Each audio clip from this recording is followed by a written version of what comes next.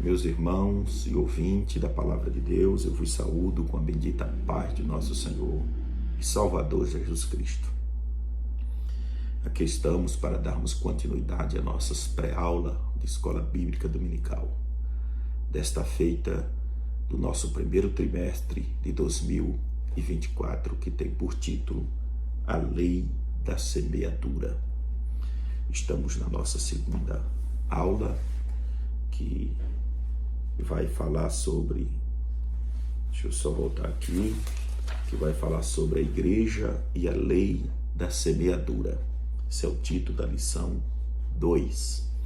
Então nós vamos aqui falar sobre a igreja e a lei da semeadura, onde tem por base bíblica Efésios capítulo 2, versículo 17 ao versículo de número 22. O nosso objetivo geral vai estar escrito assim: mostrar que a missão da igreja é anunciar as boas novas de salvação até os confins da terra, sendo fiel a Deus e a sua palavra. A missão da igreja, como destacou aqui o nosso comentarista, no objetivo geral, é anunciar o Evangelho até os confins da terra, ser fiel ao Senhor e à sua palavra. Essa é a nossa missão como igreja. O nosso textuário está em Efésios capítulo 2, versículo de número 20, que vai estar escrito assim: edificados sobre o fundamento dos apóstolos e dos profetas, de que Jesus Cristo é a principal pedra da esquina. A nossa verdade prática vai estar escrita assim: a igreja é o povo de Deus, fruto da morte expiatória de Cristo. A igreja é o povo de Deus, fruto da morte expiatória de Cristo. Cristo morreu por todos nós, por todo o mundo. Agora cabe ao homem tomar a decisão de seguir a Cristo e de servir a Ele com fidelidade. A porta está aberta, dando acesso a todos quanto quer aceitar Ele como Salvador de suas almas. Cristo não obriga ninguém. Ele fez o convite e disse: venha a mim, todos os cansados e oprimidos, e eu vos aliviarei. Ele disse: venha aprender de mim. Eu estou pronto a ensinar, aprender de mim, que sou manso e humilde de coração. Então, vamos lá. Fruto da morte expiatória de Cristo, redimidos os peregrinos na terra, que cultiva uma comunhão real e pessoal com Deus. Isso é maravilhoso, que por meio de Cristo, através de Cristo, nós temos ou cultivamos uma comunhão real com o Senhor Jesus Cristo. Vamos lá, a nossa introdução. O nosso comentarista comentou as seguintes palavras: a vontade do Pai é que seja plantada no mundo a semente do amor em sua misericórdia, seja manifesta aos homens. Então veja que o comentarista já deixou claro aqui que qual é a vontade do Pai. É que seja plantada no mundo a semente do amor. Qual é esse amor? Conforme a língua grega, é considerado o amor ágape, que representa o amor divino plantado ao coração dos homens. Sem esse amor, jamais alguém poderá servir a Deus de verdade ou semear o verdadeiro amor. Esse é o verdadeiro amor. Então vamos lá: semente do amor e sua misericórdia seja manifesta aos homens, e a misericórdia de Deus seja manifesta aos homens. Então veja que a vontade de Deus é que o seu amor, a sua misericórdia seja alcançada pelos homens, e os homens cheguem-se a Deus e reconheça que são pecadores e que precisa e que depende do Senhor para ter uma vida nova. Vamos lá, restaurado a sua comunhão com Ele. Para que restaure a sua comunhão com Ele? Né? O homem estava afastado, como disse Paulo em Romanos 3:23, todos pecaram e destituídos estão da glória de Deus, para seres participante de seu reino. Coisa maravilhosa, para que tenha parte, para que seja súdito do reino. Olha que coisa, que bênção, uma bênção da parte de Deus para todo homem que resolve fazer parte desse reino. A Igreja de Cristo foi fundada sobre a pedra angular, Jesus Cristo, né? Foi fundada sobre o fundamento dos apóstolos, dos profetas e dos apóstolos, que a pedra fundamental é Cristo. Cristo é a pedra principal, que deixou um legado aos seus sucessores, né, apóstolos e cristãos. Esta atribuição foi deixada para nós, igreja no Senhor, de forma imperativa. Então veja que esse legado foi deixado para nós. Cristo é o grande construtor, o edificador, né? A pedra principal da esquina, como nós observamos, mas ele deixou esse legado para todos nós. Nós precisamos dar continuidade, né, ao reino. Cristo disse: ide e pregai o evangelho a toda criatura. Ide fazer discípulo de todas as nações, ensinando, batizando, em nome do Pai, do Filho e do Espírito Santo. Então nós temos aqui nesta lição, né, o plantio e a colheita, é isso que o comentarista vai destacar aqui, falando sobre a semeadura e também a colheita. A igreja semeia, a igreja colhe, a igreja cuida do fruto colhido, como é que ele tem destacado aqui. Precisa de um certo cuidado com o fruto que vai ser colhido, para que não venha se perder. Vamos lá, a missão da igreja, primeiro ponto. Ele vai falar aqui sobre a missão da igreja. A igreja deve focar nos bem espiritual. Então veja aqui que o primeiro ponto do primeiro tópico, o comentarista vai destacar algo interessante e importante, que a igreja deve focar nos bens espiritual. Ele vai dizer aqui, por mais que tenha uma posição social e que esteja materialmente bem sucedida, não deva estar focada nessas coisas. Por mais que seja, como vou repetir aqui, ter uma posição social bem sucedida, vou ler aqui assim: nós, os cristãos, podemos até ter riquezas, como ele vai dizer aqui, e posição social, mas temos que ter a mente que a igreja constitui o corpo, cuja cabeça é Cristo. Então, por mais que essa pessoa seja uma pessoa de alto escalão, que tenha uma alta posição, não deve esquecer que Cristo é o nosso maior alvo, né? Então, o nosso foco é Cristo. Nós servimos a Deus, por mais que tenhamos alguma coisa, mas servimos a Deus com uma convicção que tudo quanto é material vai ficar aqui nessa terra. O nosso alvo é o céu, o nosso foco é Cristo, né? A nossa maior incumbência é ganhar almas para o reino de Deus.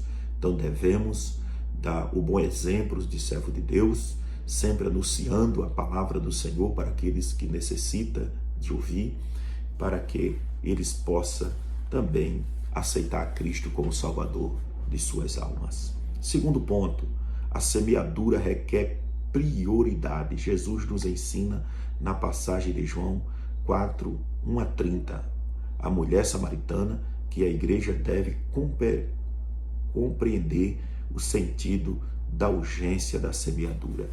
Veja, Jesus vai mostrar aqui o valor de uma alma. O comentarista vai destacar nesse segundo ponto que Jesus poderia ter pego outras vias para chegar até a Galileia, né? Era o ponto final do seu ministério ali, como ele vai destacar aqui, terrestre. Então, ele poderia ter pego outras vias, até para se livrar do constrangimento entre judeus e samaritanos, como como é conhecido, eles não se davam bem, mas Jesus achou por bem, né, ir por Samaria para ganhar uma alma. Como os irmãos sabem, Jesus chega lá no poço de Jacó, está lá aquela mulher samaritana, como é conhecida, e Jesus ganha aquela alma. Aquela alma se rende e a partir dali ela se torna uma ganhadora de alma. Ela, além de ser ganha, já vai para a cidade anunciar o evangelho. Então a semeadura requer prioridade. Então Jesus viu a maior prioridade era almas para o reino. Então Jesus vai ali em busca de almas. E veja, o que me chama a atenção é que Jesus vê o valor de uma alma. Então, como é interessante a palavra de Deus, importante aprendermos da palavra de Deus. Significado da colheita, aqui no terceiro ponto, vai dizer assim, quando se fala em semeadura, a ideia ficaria incompleta se não se pensasse também na colheita. Então, o foco de quem planta, a maior esperança de quem planta, podemos dizer, é a colheita. Todo agricultor, ele joga a semente com a esperança de colher. Então, como disse o comentarista aqui, quando se fala de semeadura, a ideia ficaria incompleta se não se pensasse também na colheita. Então, por isso que eu digo para os irmãos, o foco de quem planta sempre é a colheita.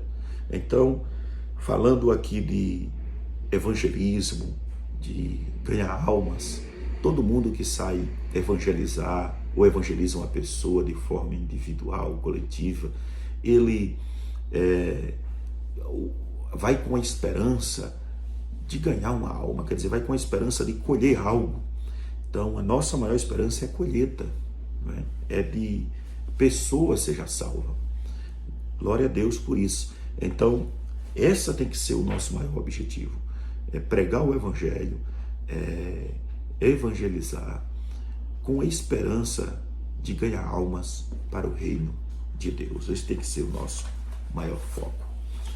Vamos para o segundo tópico, que tem por título a igreja e a colheita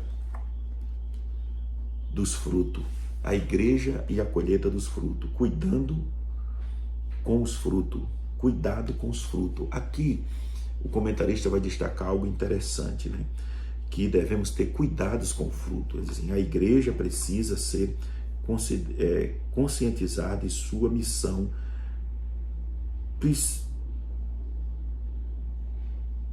no mundo, principal no mundo. Voltar aqui, a igreja precisa conscientizar de sua missão principal no mundo. Sua função não é apenas levar o evangelho. A igreja foi instituída também para, com responsabilidade, cuidar daqueles que se renderem aos pés de Jesus. Então veja que a igreja tem uma responsabilidade. Jesus diz: ide fazer discípulos de todas as nações. Tem a responsabilidade de colher e cuidar dos frutos. Cuidar dos frutos exige uma certa habilidade, não é? Para cuidar dos frutos. Precisa de um lugar adequado aonde aqueles frutos possam estar bem guardado para que possa ser protegido das pragas e de outras coisas, de fungo, não é isso? Então a igreja ela tem esse cuidado, por isso que hoje existem templos para que cuide das pessoas, existem departamentos para cuidar daquelas pessoas. Então existem ensinamentos, né? Escola bíblica é uma das partes que também instrui o crente. Como é maravilhoso, né, irmãos? A igreja é um órgão que cuida daqueles que faz parte dela, quer dizer, por isso que existe um certo preparo aqui no segundo ponto, introdutório, estrutura e planejamento. Então a igreja ela precisa de uma certa estrutura, então de alguma forma precisa de um certo preparo na vida das pessoas que vão ensinar aqueles que estão na sua responsabilidade. Então, como diz o comentarista aqui, estrutura e planejamento. Então, como é importante isso? Então, como ele vai dizer aqui, implica em ter um projeto integrado que tenha por objetivo obter resultados eficientes em seu trabalho. Não é? Então, como é importante, existe um certo preparo daqueles que vão lidar com as pessoas. Existe um certo preparo. Então, como disse o comentarista, oração, consagração, leitura da palavra, preparo, estudar para que venha repassar algo para as pessoas e que as pessoas estejam bem alimentadas e etc. Não é isso? Muito importante. 3. O amor e a pureza. A igreja é o modo de vida a ser vivido em amor e pureza. A igreja precisa repassar isso para as pessoas, né? Precisa repassar essa essência, amor, pureza. A igreja é santa, a igreja precisa repassar uma vida de santidade para as pessoas, uma vida pura. Infelizmente tem gente que ele passa um mau exemplo e alguns se escandaliza com o mau exemplo de algumas pessoas. Infelizmente, os dias em que estamos vivendo, há muitos maus exemplos de algumas denominações e crentes dentro da igreja. E as pessoas se escandalizam com isso, em vez de passar uma certa pureza, né? Demonstrar uma certa pureza, demonstrar uma harmonia entre os irmãos. Outra coisa, as rivalidades dentro da igreja, isso também traz escândalo. E o comentarista destaca algo interessante aqui, que precisa ter uma certa harmonia, né? Precisa repassar isso. Glória a Deus por isso. O terceiro tópico está escrito assim: Deus é o Senhor da vinha. Deus é o Senhor da vinha. Primeiro ponto, o princípio de Deus para a colheita. Há um princípio de Deus para uma colheita sem limites, que é plantar e colher. E se você não planta, nada colherá. E tudo o que você colher hoje é fruto do que plantou no passado. Então, isso é sério. Eu acho interessante quando o apóstolo Paulo vai falar sobre a forma que nós devemos, que nós vamos colher, a forma que semeamos, não é?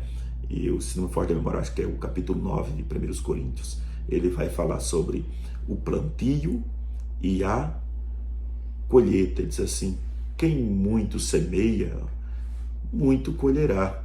Agora, quem pouco semeia, pouco também vai colher. E quem nada semeia, não vai colher nada. Então, tem gente que ele quer colher alguma coisa sem nada semear. Então, Paulo está falando ali de uma vida de fidelidade com Deus, com a obra do Senhor. Tem gente que ele quer colher alguma coisa no futuro, não é? Quer que a sua prole seja abençoada, porém não planta nada. Então, para que você tenha uma boa colheita, é preciso plantar uma boa semente, é preciso semear alguma coisa para que haja uma colheita no futuro. Para que também a sua prole seja abençoada por meio desse plantio que você, por meio dessa semeadura que você está semeando. Isso é interessante, pense nisso. Segundo ponto do terceiro tópico: a constante semeadura, quebrantamento de coração e a constante semeadura em oração contrita darão da parte de Deus as bênçãos da renovação, do avivamento. Então veja aqui a constante semeadura, como vai dizer assim um comentarista, uma vida de devoção a Deus, uma vida de oração a Deus, né? Uma vida de comunhão com Deus, uma vida de leitura da palavra, de dedicação às coisas do Senhor. Isso vai trazer um renovo da parte de Deus para nós. Então isso também faz parte de uma colheita, faz parte de um plantio que trará uma boa colheita. Então pense nisso também, é muito importante. Terceiro, regar com fé a semente plantada. Paulo disse: eu plantei, Apolo regou e Deus foi quem deu o crescimento. Pare com isso de achar: mas eu ganhei, tem que ser minha, eu que tenho. Não, pare com isso. Paulo disse assim: eu fui quem plantei, mas Apolo regou, mas quem deu o crescimento foi Deus. Deus é quem faz crescer, Deus é quem faz frutificar, Deus é quem faz prosperar, Deus é quem faz se robustecer. Pare com isso de achar que sou eu, que somos nós, bater no peito e achar que é o eu que faz as coisas. Não, é Deus. A nossa função é plantar, é regar, não é? E deixar Deus fazer tudo. Não é? João disse assim: importa que ele cresça e que eu diminua. Deixa Deus fazer tudo por nós. Deixa na mão de Deus. Só exerce a função que ele designou para fazermos. E vai tudo dar certo. Fica com Deus. Deus abençoe a todos.